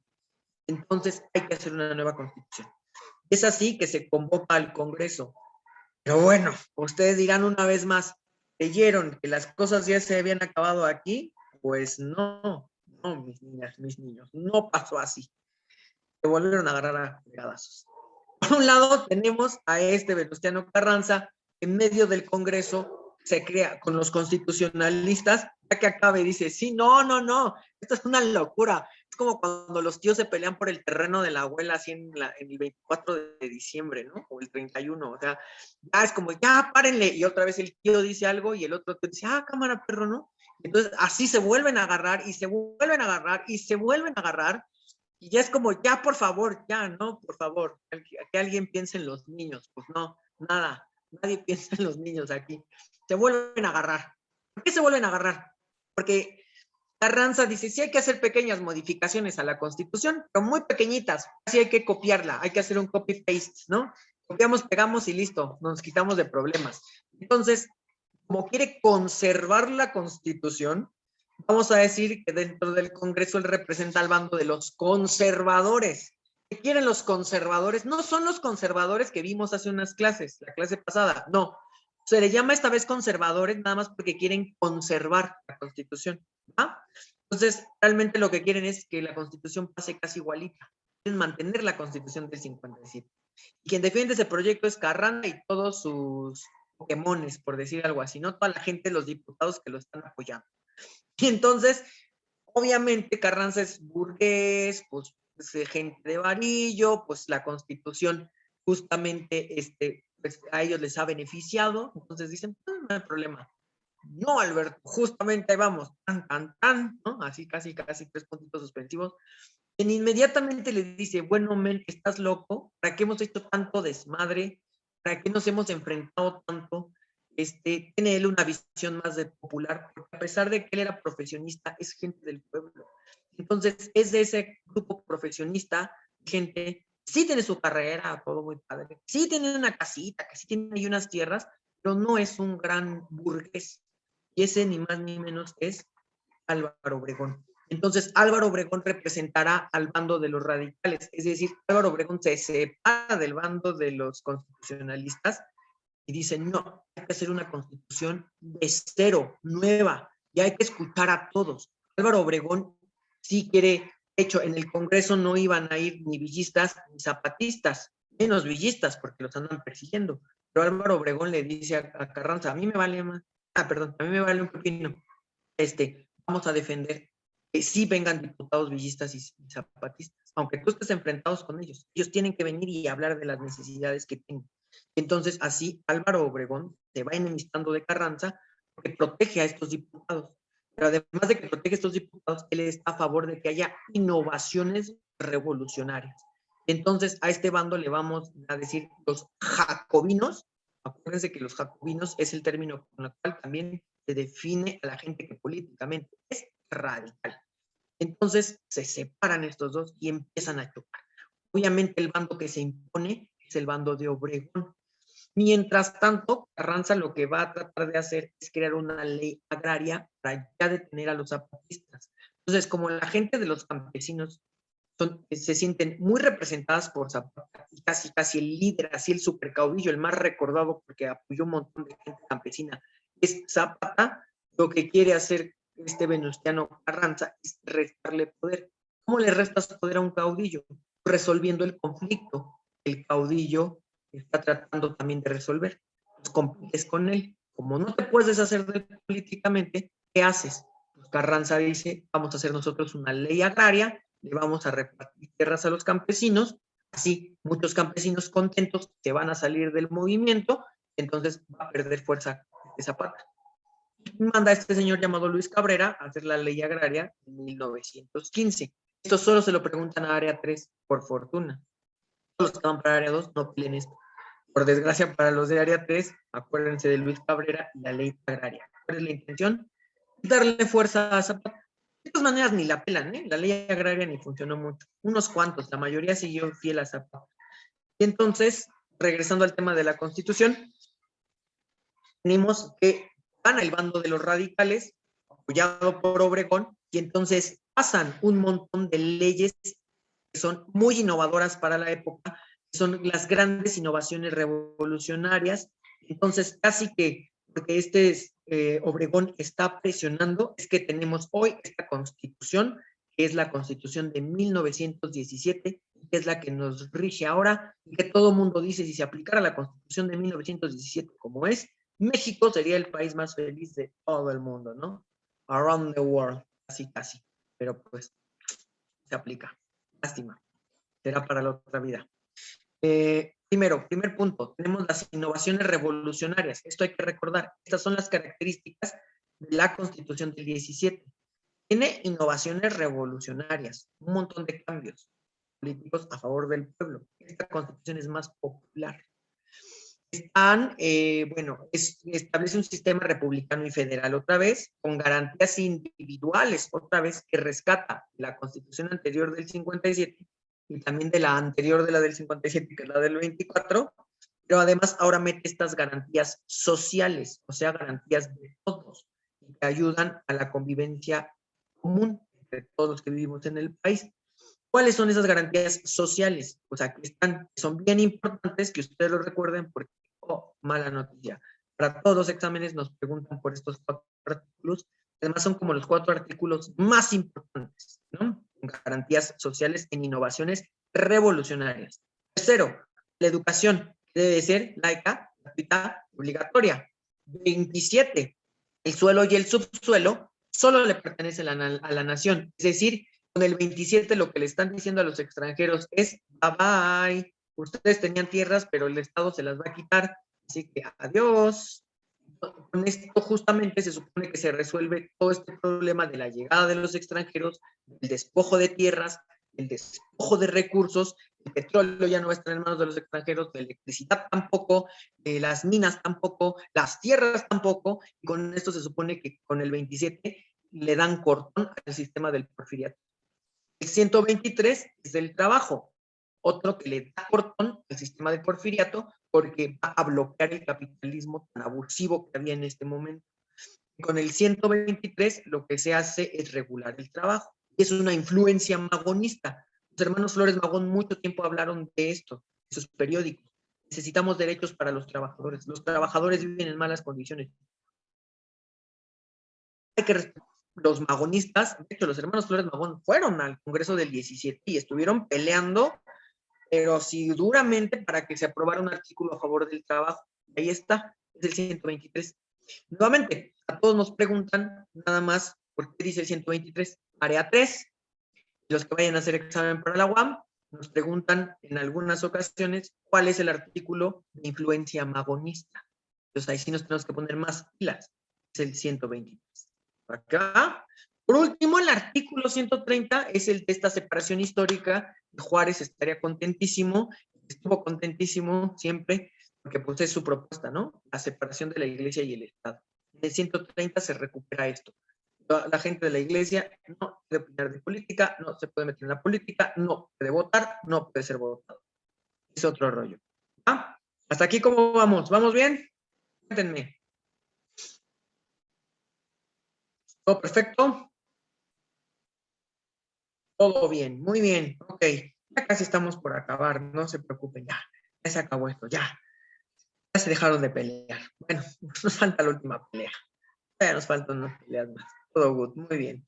Mientras que me están escribiendo en el chat cómo van, pues quiero hacerles una invitación a todos los que nos están viendo a través de Facebook Live. Ya no para que sea una nueva clase, porque estamos unos minutitos de acabar, pero sí para que sigan en nuestras siguientes sesiones, se integren a nuestras próximas clases, que son los días martes de 9 a 11 de la mañana, jueves también de 9 a 11 y martes y jueves de 4 a 6 de la tarde. El día de hoy por la tarde vamos a volver a ver este tema. Entonces, si no pudieron meterse en la mañana, los esperamos por el día de la tarde, perdón, del día de hoy, y pues para las siguientes clases, igual, martes y jueves. Ok, perfecto. Súper bien, vamos bien. Estoy leyendo acá en el chat que todo el mundo me pone que va súper bien. Pues bueno, vamos a acabar esta tortura que se llamó la Revolución Mexicana, que es un tema bien complicado y de donde nos sacan un montón de preguntas. Examen. Ya nada más para puntualizar, acuérdense que nos preguntan en el examen cuáles son los bandos que se enfrentan durante el Congreso Constituyente. Tenemos que decir conservadores y radicales. También nos preguntan durante el Congreso Constituyente, o sea, el que crea la Constitución, Álvaro Obregón se encontraba del lado del bando de los, tenemos que decir, ¿de quiénes, chicas, chicos? Los leo en el chat. Álvaro Obregón estaba del lado del bando de los, ¿qué dicen los que nos están viendo en Facebook Live? A ver, ¿quién adivina primero? Muy bien, de los radicales. Están poniendo en el chat de los radicales. Muy bien, exacto. Luego, ¿qué proponía el bando de los radicales? Bueno, estas innovaciones revolucionarias. Eso es lo que tenemos que poner. Nos dice la pregunta, el bando de los radicales impuso la Constitución del 17, tenemos que decir las innovaciones revolucionarias. ¿Qué innovaciones revolucionarias? Artículo 3º, artículo 27, artículo 123, o sea que nos preguntan a todos es por los artículos. El de la educación, ¿cuál es? Artículo 3º. El de que el suelo y el subsuelo le pertenece solo a la nación y que a los extranjeros nada más se les van a prestar las tierras por X años. Tienen que pagar impuestos. 27. El del trabajo, las jornadas laborales y los salarios y no sé qué. Pues es el artículo 123. Acuérdense nada más para los de área 3 y los que vayan a hacer para CCH, que son sociales en la UAM, el 123, ¿qué habla? Pues el trabajo y es una influencia de los magonistas, ¿no? Eso es lo que tenemos que recordar. Que nos preguntan artículo, influencia magonista, 123. Y por último, la separación de la iglesia y el Estado. Pues sí, tenemos esta constitución, inmediatamente se hacen elecciones y como la mamá gorda, el caudillo, el super caudillo muy poderoso y con apoyo de los Estados Unidos sigue siendo Venustiano Carranza, pues entonces él gana las elecciones. Nos vamos a elecciones y él gana. Pregunta Fer, entonces los radicales crearon la constitución del 17, empujaron muchísimo para que se llevaran a cabo estas reformas sociales y lo lograron. Sí, prácticamente podríamos decir que son los que presionaron para que pasaran todos estos cambios revolucionarios. Entonces fue como el bando que más se impuso, el que más se dio a escuchar. Ok.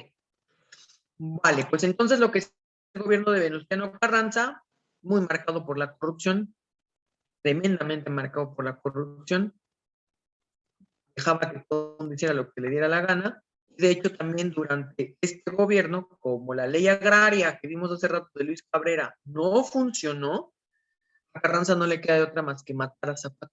Entonces le meten un 4 y lo terminan matando.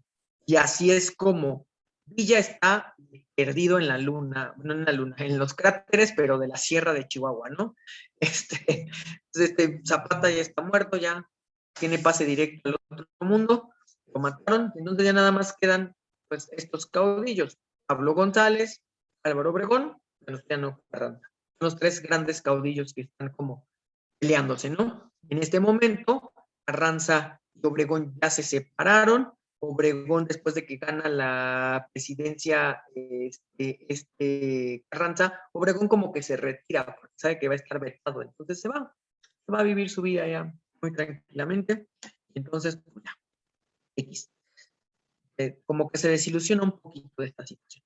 Dice Alberto, ¿quién lo mató? ¿Quién mató a este Zapata? Lo manda a matar Venustiano Carranza a través de un militar del ejército. No nos importa ese militar del ejército, nada más hay que recordar que uno de los actos que ocurrió durante el gobierno de Carranza es el asesinato de Zapata. Van a matar a Zapata. Finalmente, lo que pasa es que Carranza no se quiere reelegir, pero quiere nombrar a su sucesor. Obviamente esta fórmula ya no la sabemos. Pongo al sucesor, manipulo y hasta pudiera ser que regrese, ¿no? Esto ya lo vimos con Juárez, ¿no? Con el propio Porfirio Díaz, muy al inicio. Entonces, pues todo el mundo pensaba que el sucesor natural de Venustiano Carranza, pues era Álvaro Obregón, porque era el siguiente que tenía más poder como caudillo. Pero no, él se inclina por otro señor que ni quien lo fume, se llama Ignacio Bonillas. Era un político ahí de, quién sabe quién lo conocían en su casa nada más. Y entonces, este Ignacio Bonilla se convierte en el candidato oficial.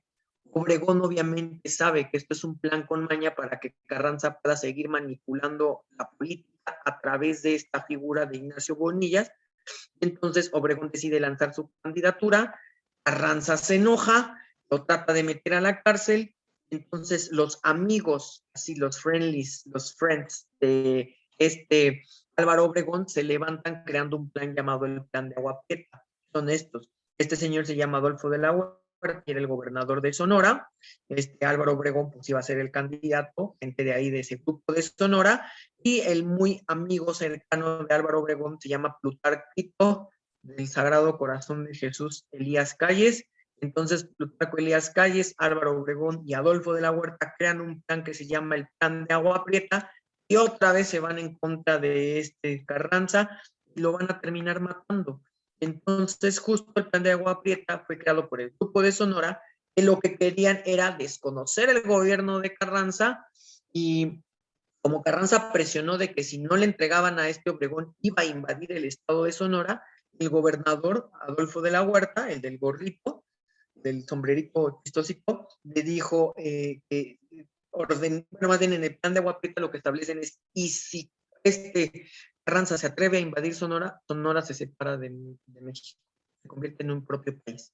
Entonces, justamente, proclaman la autonomía del estado de Sonora. Hay que recordar esto para el examen. En el Plan de Agua Prieta se desconoce a Carranza y establece la autonomía del estado de Sonora. Es el último plan que tenemos que recordar. Y ya con esto prácticamente se acaba la Revolución Mexicana, porque se agarran otra vez a Paxos, y entonces justo se va otra vez Carranza con toda su gente, le pide paro a Pablo González le dice, no, yo no voy a participar, a mí no me metes en problemas, pero en realidad pacta con Álvaro Obregón. Entonces Álvaro Obregón se enfrenta a Carranza, y aunque Carranza trae el FUA de los Estados Unidos, chocan otra vez estos dos grandes caudillos, y finalmente quien termina ganando es Obregón, que matan a Carranza, y al matar a Carranza, el poder automáticamente se transfiere a Álvaro Obregón, quien va a ser nombrado presidente de la República, y entonces, ahora sí, se da el triunfo de Obregón, y ya no hay caudillos, porque pues, Villa está en la sierra, sin que se meten los conflictos, Zapata ya está muerto, Victoriano Huerta, que pudiera ser un caudillo de los otros del bando feo, por decirlo así, pues está en Estados Unidos, Madero ya está muerto, Porfirio Díaz ya está muerto, también, entonces ya nada más el único que puede tener el poder choncho, que se convierte en la mamá gorda, en el caudillo de caudillos de caudillos, es Álvaro Obregón. Entonces, en cuanto llega a la silla, se sienta, dice, se acabó la Revolución Mexicana. Viene una época de reconstrucción, donde tenemos que rehacer el país, porque con la revolución se desmadró. A eso él le llamó la reconstrucción nacional. Con eso decreta que se acabó la Revolución Mexicana. Y adiós, en términos políticos, se acabó la Revolución Mexicana. Ok. Los del Plan de Agua Prieta no nos preguntan por los del Plan de Agua Prieta, no nos preguntan qué dice el Plan de Agua Prieta. El Plan de Agua Prieta lo proclama Adolfo de la Huerta Álvaro Obregón, Marco Elías Calles, y lo proclaman justamente para desconocer a Carranza, para proclamar la autonomía del Estado de Sonora, y con eso se acabó la Revolución Mexicana. Y gana el Grupo de Sonora.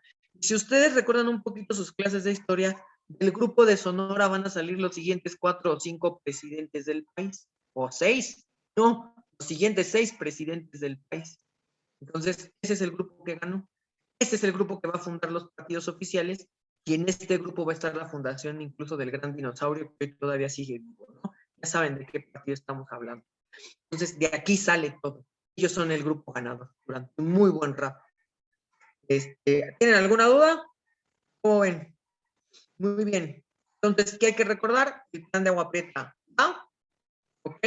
Y con eso terminamos el tema. Coméntenme, ¿tienen alguna duda?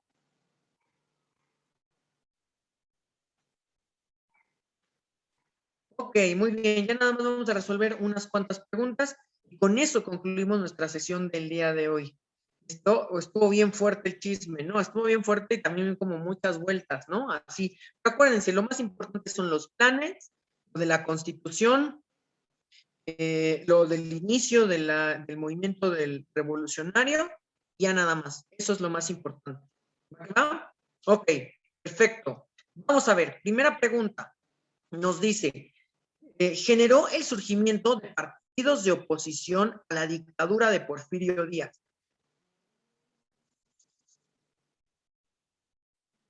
Exacto, muy bien, perfecto. Sí, entrevista, Perlman Díaz. Muy bien, exactamente. Ok, perfecto. 2. El plan de Ayala fijaba la posición política y agraria de los... Ok, perfecto, muy bien. Sí, nuevamente, B, los zapatistas, por supuesto. Muy bien, el plan de Ayala es el plan de los zapatistas, ¿no? Que borra y pega y le vuelve a poner 1000 veces el nombre de este Zapata.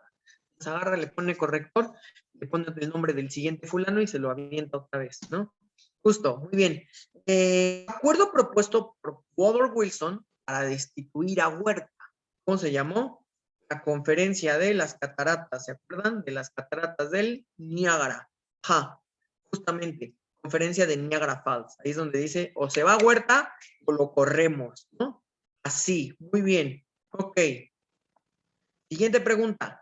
Las facciones más sobresalientes en el Congreso de 1917 fueron...